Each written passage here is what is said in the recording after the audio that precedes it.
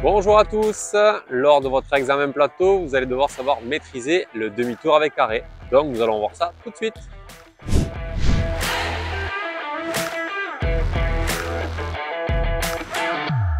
Avant de parler technique, on va parler un petit peu précision et consignes lors de votre examen.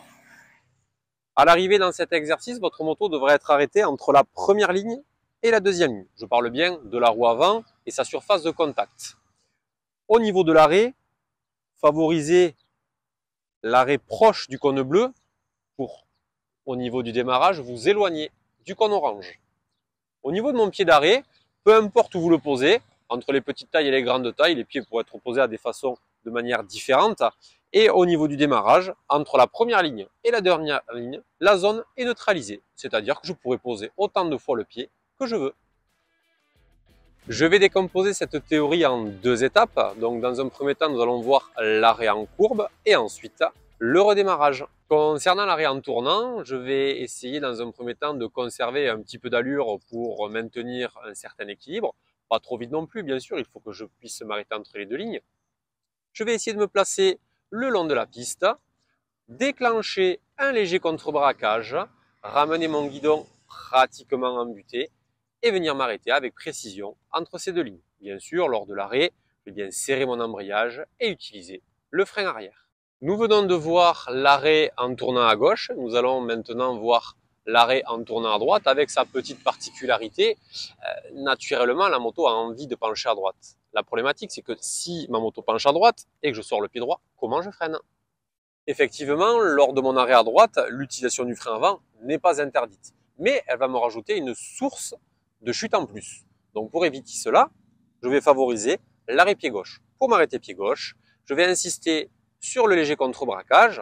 À la fin, j'irai mettre mon guidon embuté, décaler légèrement mon gore sur la gauche et finaliser l'arrêt avec l'utilisation du frein arrière.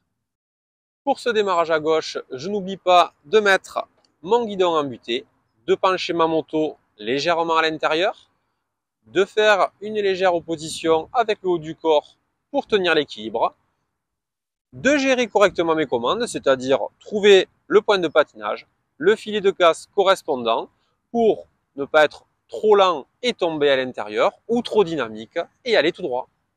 Pour le démarrage à droite, identique au démarrage à gauche avec la petite particularité, c'est que préalablement, je me suis arrêté pied gauche pour favoriser l'arrêt frein arrière. Donc, je n'oublierai pas d'intervertir le pied et démarrer avec le pied à l'intérieur du virage.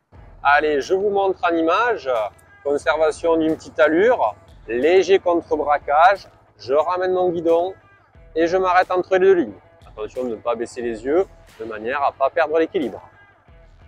Au niveau du démarrage, je vais bien élargir mon regard, essayer de regarder à 90 degrés, trouver mon point de patinage, mon filet de gasse, garder le guidon embuté, créer une phase d'allure. Je n'hésite pas à reposer le pied et je remets du rythme. L'arrêt à droite, conservation d'une légère allure, déclenchement du contre-braquage, je ramène bien mon guidon embuté et mes épaules sur le côté gauche. Je n'oublie surtout pas de changer de pied, de mettre ma moto en appui à l'intérieur, d'élargir mon regard et de redémarrer avec une légère phase d'allure pour retrouver mon équilibre. Super Benoît, merci pour tes explications. Maintenant j'arrive même à faire un demi-tour avec arrêt sans pied au sol.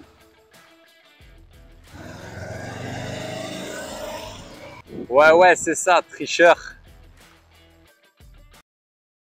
Et si tu souhaites nous rejoindre, alors googlise ECF Sud-Ouest et tu trouveras Benoît et moi-même dans une de ces 6 agences. Pour être bien sûr de voir l'ensemble de nos tutos, abonne-toi ou suis-nous sur les réseaux sociaux. Et n'oublie pas pour nous récompenser de lâcher le petit pouce bleu. Je te souhaite une très bonne formation. À plus.